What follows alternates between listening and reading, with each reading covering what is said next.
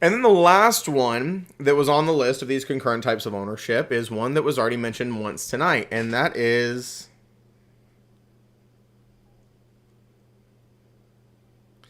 don't worry, my brain didn't stop. Some of you look like you were still taking notes, so I was pausing for dramatic effect. Nobody panic, okay? Timeshare. Yeah, it is timeshare. I didn't forget, Janet. I'm helping people who are taking notes. Some hands are still moving. Okay, listen, I've been doing this for a very long time. Okay, it's typically all there. Timeshares. Timeshares. Timeshares differ from everything that we've been talking about because they are fractional ownership.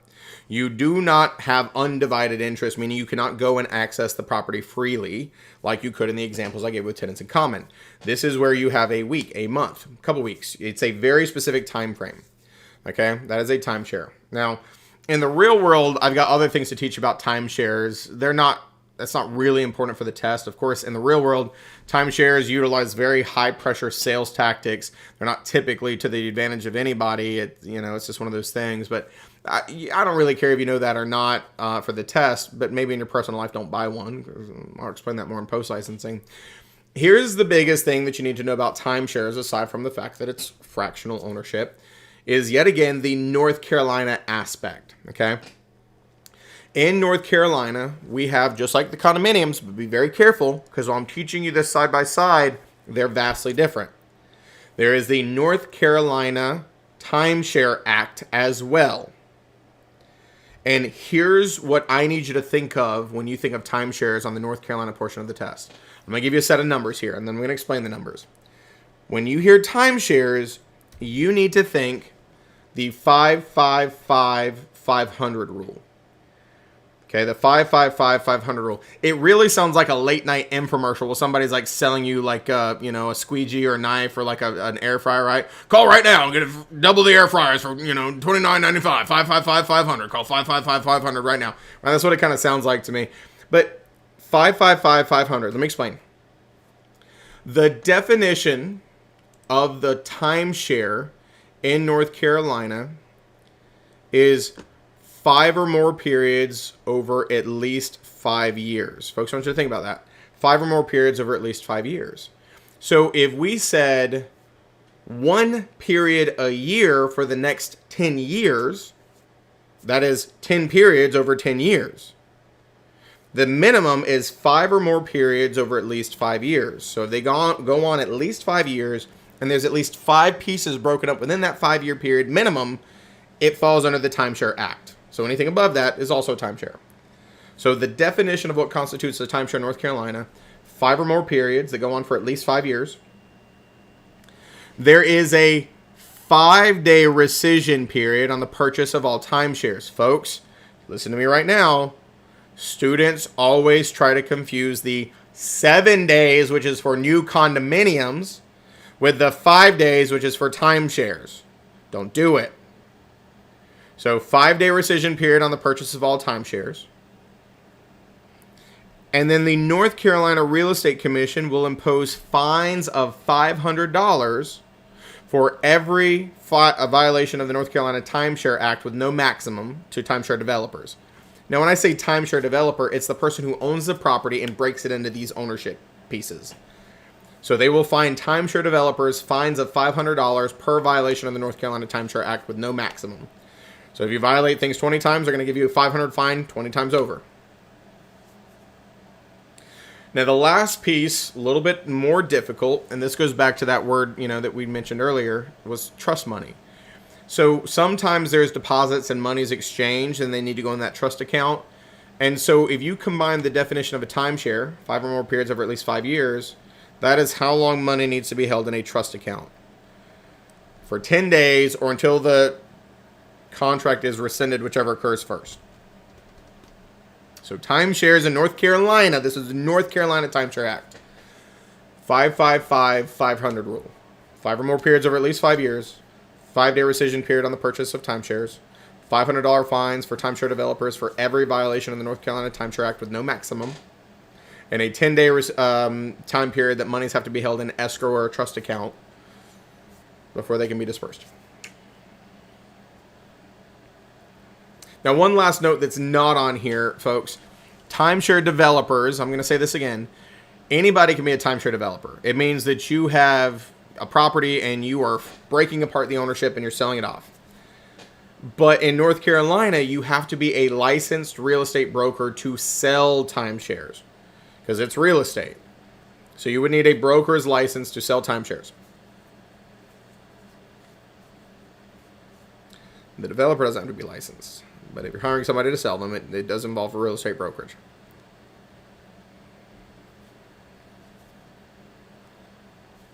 Timeshares, yay. I don't think if there's anything else I want to throw in the mix there.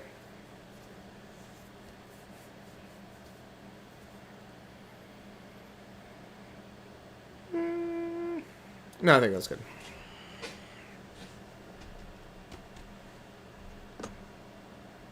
Oh, one last thing. That's the one thing I was thinking about. Kind of confusing, but much like the condos, you do have to provide them the public offering statement prior to contracting on the property. Not prior to showing it, but prior to letting them contract on the property. Otherwise, that would be a violation of the Timeshare Act. So you just have to give them all the details on what all is included, the fees, the service, the management, all that stuff, prior to them contracting the property.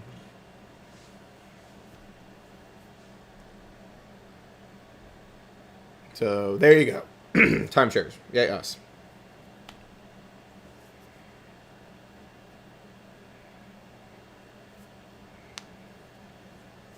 I always like to play this game at this time of night, especially on Mondays. Just like look around the room and see which one of you looks the most miserable at the moment.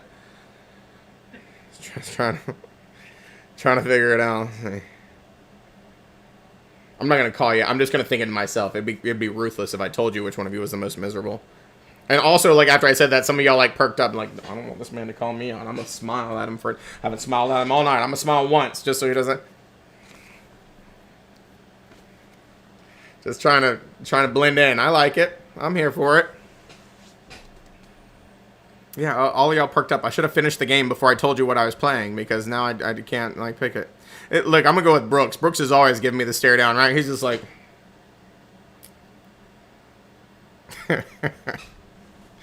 He doesn't look miserable. He looks like he's judging me, right? Like that's kind of what it looks like. That's a little bit. It's all right, man. It's okay. Listen, we're gonna get you to pass either way. All right, I get it.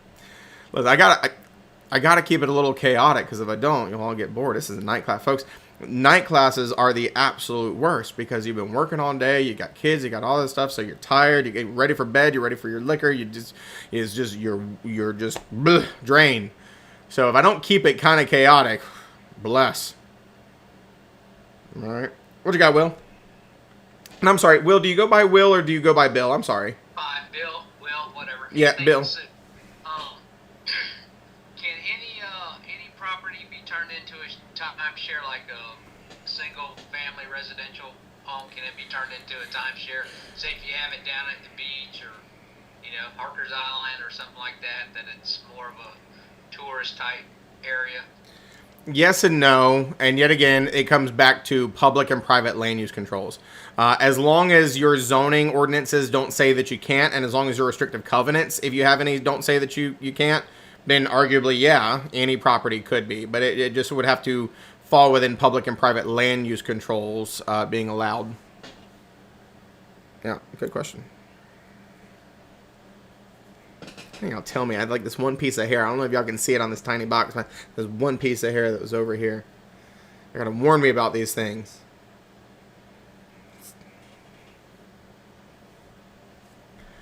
Let me give you another honorable mention here, folks. We just got a little bit left tonight.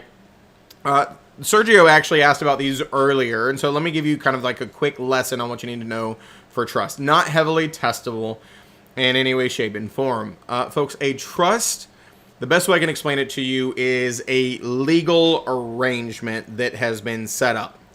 Okay, that's what it is. A legal arrangement that has been set up. And so there is the person who sets up the trust called the trustor, the person who is overseeing the trust called the trustee, and the person who receives the benefit of the trust called the beneficiary.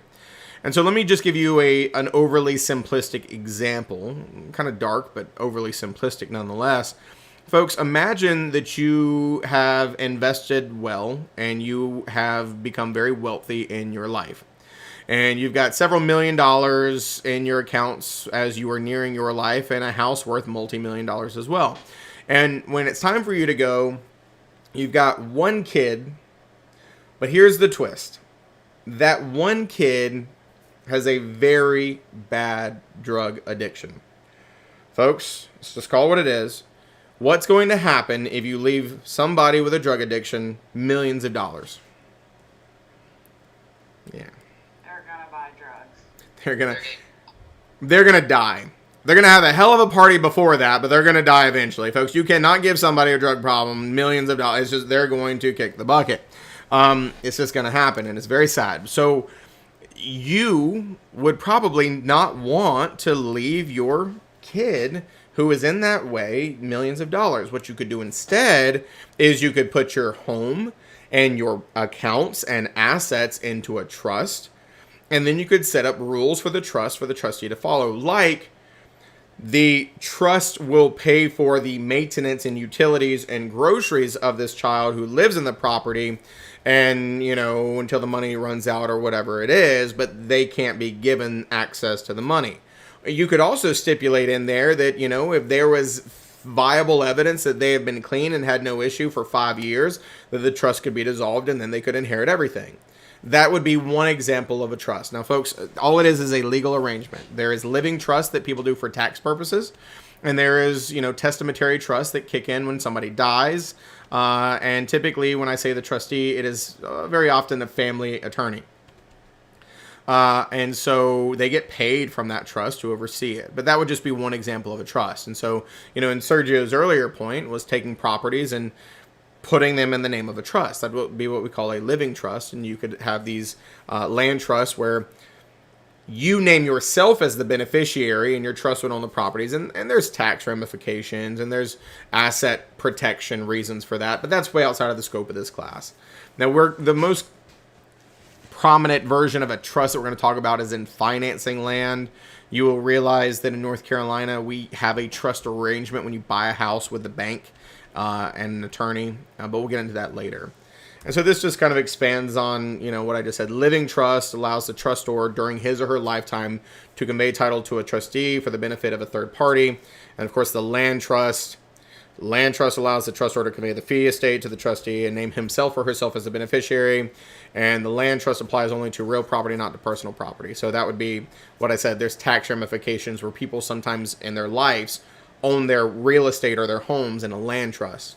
I actually have one of those right now. I just listed a property where my clients are holding it in a trust. So that's really all you need to know about that. There's not going to be crazy in-depth trust questions. Just know what that word is. That's it.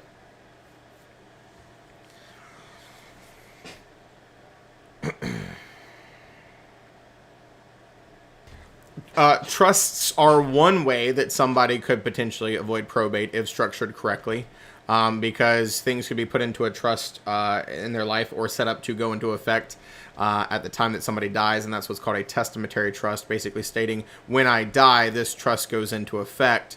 But that would also depend on several things like, you know, whether the properties were owned outright, whether there were any liens on the property, and things of that nature. But yeah, that is one way to potentially avoid probate as well. So we're going to scratch the surface on these. Obviously, we're not going to get too in depth because we only have so much time left in the night. Here's where I introduced this word last week, encumbrances. Okay, and we said an encumbrance is some type of limitation or some type of burden on the property. And so we can really break encumbrances into two main categories. As you've realized, everything's categorized. Financial encumbrances and physical encumbrances. Financial dealing with money and physical dealing with the property itself, use of the property, things of that nature. And this includes things like liens and easements and deed restrictions and encroachments and, you know, things of that nature. And we've mentioned some of these things, but you'll realize that we have a lot of tie-in discussion. So we'll say something and then we'll bring it back in more detail when it pairs into something else. And that's kind of what we're doing here. So when we're talking about encumbrances, and more specifically the financial encumbrances, the most prevalent word that's going to come up for the financial encumbrances is a lien. Okay, you see it right there. L-I-E-N, a lien. Folks, what other four-letter word that starts with an L and ends with an N does that kind of sound like? There you go. Loan. Liens deal with money. It's not the same thing as the loan. A lien is basically the right for somebody you owe money to come after you or a property to get that money. That's a lien. It is the right of a creditor. It's what we call a security instrument, if you will. It's the right of somebody you owe money to go after you or property. That's a lien. Okay, because you got a loan or borrowed money or owe money. And so somebody can have a lien against you or your property. Now that's as I said, financial encumbrance. And then when we talk about deed restrictions, like you can't have chickens, or was it Jack that couldn't have the shed he wanted, right? These are deed restrictions and or restrictive covenants on a piece of property. Those would fall into the physical side of things. So let's focus on the liens first. Now, folks, please understand something here. We are barely scratching the surface on this lien discussion. Why? Baby steps. We are going to have crazy in-depth conversations about liens way down the road in the financing section. We'll get there.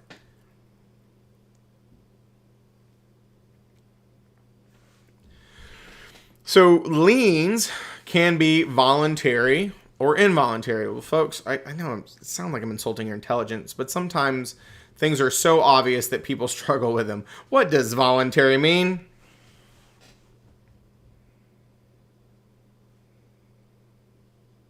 Agreed upon or accepted. Yeah. Agreed upon, accepted, you chose to do it, willing. I like all those words. Absolutely. What does involuntary mean? Judgment. That'd be an example, yeah.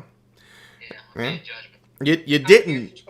You out of your control. I think that's a very great way of putting it. Out of your control. Okay, you didn't choose it. It was out of your control. It was happening whether you wanted it to or not. So liens can be voluntary or involuntary. Well, folks, when you're buying a house and you borrow money from the bank, you've got to allow the bank to put a lien on your property. Because if you don't, they're not going to give you the money. So that would be a voluntary lien. Of course, there are others that people have the right to go after your property because you didn't pay them something else. Even though they didn't have one initially, they can put it on there.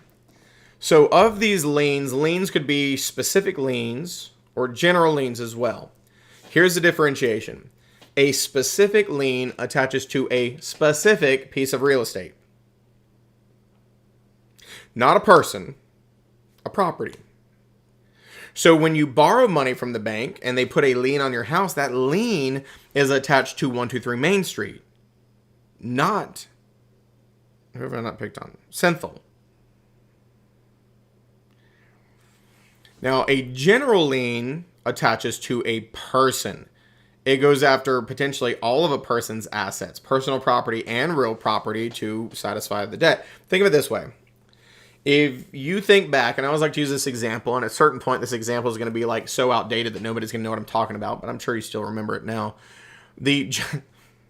Back in COVID years, the Johnny Depp Amber Heard trial. Y'all remember that, right? This is the absolute crap show. Pun intended there, right? The absolute crap show that was.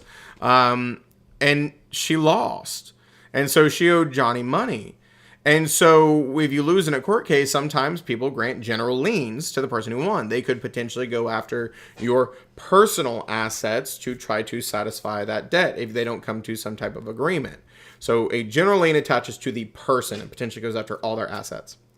Unfortunately, remember that? Yeah, I know. All of us. All right. Ugh. We couldn't look away, but it was so ridiculous. Specific liens attached to the property, okay, the individual property, 123 Main Street, 772 Walnut Street, whatever it may be. Now, there's other types of specific liens aside from the one when you borrow money from a bank. And so here's where we're going to build another layer on something I've already taught you. Folks, I told you that mortgages are technically a misnomer because a lot of people think the mortgage is the loan, and I already explained to you that's not the case. And that's why the mortgagor is the borrower. We give the bank the mortgage. But I also explained to you, too, technically, we don't even have mortgages in North Carolina. And that's a true statement. When we're dealing with borrowing money to buy a house, there are one of two different types of specific liens that get attached to the property. And it depends on which state you live in. There's what we call lien theory states and title theory states. In lien theory states, they attach a mortgage to your property. In title theory states, which North Carolina is a title theory state, they utilize a deed of trust. Just like the word we just introduced, trust. It is a legal arrangement that we have come to with a trustee, with a beneficiary, with a trustor, right? All these different pieces. We're going to get into that more later. But so when you buy a house, if you own a house right now in North Carolina, there is a lien against your property that the bank put there called a deed of trust. If you live in a lien theory state, there is a lien against your property called a mortgage. And most people would never know the difference. The only time you would know the difference, and we'll teach this way later, is if you were getting foreclosed upon. And hopefully you never figure that out. Now, the other real property or the other liens that attach to the specific real property tax liens. Folks, how often do you have to pay real property taxes when you own a house? There you go. Beverly's every year, right? Is that what you're saying? Annually. She's like, one time a year. Yeah, there you go. I saw the one. I'm like, Beverly, once a year. Folks, once a year. And so if you don't pay your real property taxes, the tax assessor will put a lien on your property. That would be an involuntary specific lien because you didn't choose to put it on there, right? It wasn't something you picked, but you didn't pay them, so they can do it. Now, special assessments are typically one of those concepts that confuse new students. So let me give you a special assessment example, and you're not going to like it, but it is what it is, okay? The special assessments is when a certain authority, like a taxing authority, a governmental authority, and sometimes an HOA, can put a lien on your property because they did something for you. Case in point, I had a student who lived in Oak Island, but he lived outside the city limits of Oak Island, but of course his address was Oak Island. And what the city of Oak Island did is they actually expanded their city limits. They can do that as long as the counties and the cities agree to it. And when you absorb more people into the city limits, that's actually the same word that we use for personal property being attached to a house. It's called annexation. So they annexed areas into the city limits. And so what the legislation of that municipality stated is, well, hey, if you live within our city limits, we are required to provide you access to city sewer. So my student lived outside the city limits and he had a septic tank. But then he was annexed into the city limits. And so the city of Oak Island said, congratulations, you're now a resident of Oak Island. And as such, you now have to pay city taxes on top of the county taxes. And even better than that, we're going to come out and we're going to install sewer lines to your property because we have to. And after they came out and they installed their sewer lines, they said, here's your bill for $15,000. Have a good day. Yeah, it's the government, Brooks. What can you do? So you can't, yeah, well, good luck. That is a special assessment. So what ends up happening is now he had a sewer bill because they forced him to tie into sewer. And what they basically said is, okay, well, every month when you get your sewer bill, we're going to tack on an extra $150 to it. And you will pay us this extra $150 to it forever and ever until you've paid off this $15,000 loan. Or this lien, should I say. So they put a lien on the property, which is the right for them to go after that house to get their money. What does that mean? If my student ever sold his property before he paid it off, he's going to have to pay it off before he can transfer the ownership to the next person. That is a special assessment. The Killdozer 2.0. Yeah, it's not fun, right? Like, that just sounds irritating in every way, shape, and form, doesn't it? But that is a special assessment. There are certain authorities that can do stuff and they say, you're welcome, it benefits you, you have to pay for it. And they put a lien on your property to ensure that they get paid. Now, the last one on this list is a mechanic's lien. I don't mean like auto mechanic. Anybody who does work on your house could put a mechanic's lien on your house. General contractors, electricians, painters, roofing companies. Because they did work on your house, if you don't pay them, they could attach a specific lien to your property that says, You have to pay them or you can't convey clear title. That's kind of how this works. These liens give people the right to go after you, or if it's a specific lien, the property, to ensure they get paid. Now here's the interesting thing where I'm going to take this a step further. This is probably like where we'll wrap up the discussions for the night. Folks, liens by default are appurtenant. They run with the land. So let me explain that to you, okay? Imagine that I have a house that I own, and I borrowed $300,000 from the bank, and I still owe them, I don't know, $250,000, $240,000.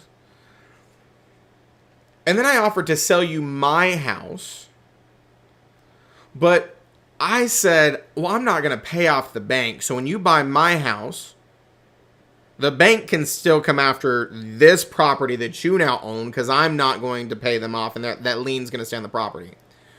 Do you want to buy this house? No. And so this is where I said not all encumbrances are appurtenances, and not all appurtenances are encumbrances, and so this is kind of the interesting thing. Folks, by default, a lien is both an encumbrance and an appurtenance. But nobody wants to buy a house that has a lien on it from money that somebody else borrowed under most circumstances. And so what do we do when we're selling a house? We pay the loan off, and when we do, the bank will release the lien. They say we no longer have the right to go after your property. And that's how we remove the liens to be able to convey clear title to the next person. But real world example, folks, and you have to understand, you got to suspend some things that you may understand for a second.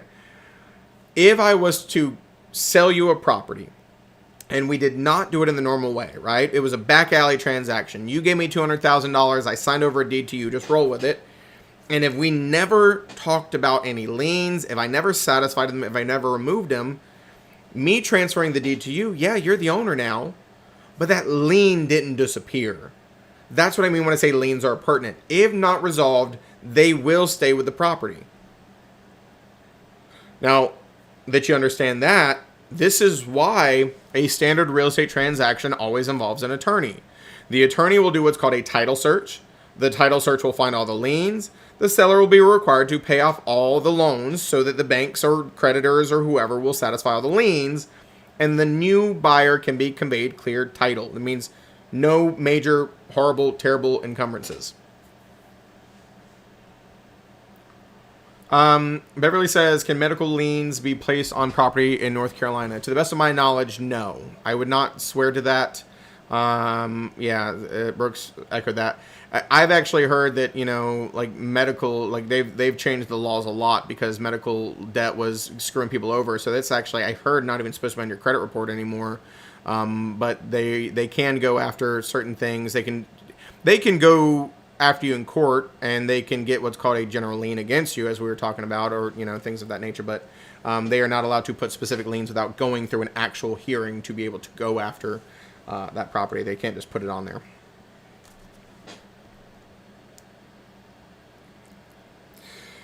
Now, let me just give you the one last note before I let you just chit-chat with me for the last 10 minutes. Folks, when we're dealing with foreclosures, there is this misconception where people think that a foreclosure is the bank taking your property. That's not technically true. A foreclosure is a forced closure. In other words, somebody forces the sale of your property. They're not taking your property, they're forcing the sale of it to somebody else, and that money is designed to pay them what you owe them before they will satisfy or remove that lien off your property. So that's what a foreclosure is. It's a lot of people have this thing where like, oh, the bank took your house. No, they sold your house out from under you. And they have the right to do that because of this lien. These specific liens give these creditors the right to go after that property to get the money if you don't willingly pay it.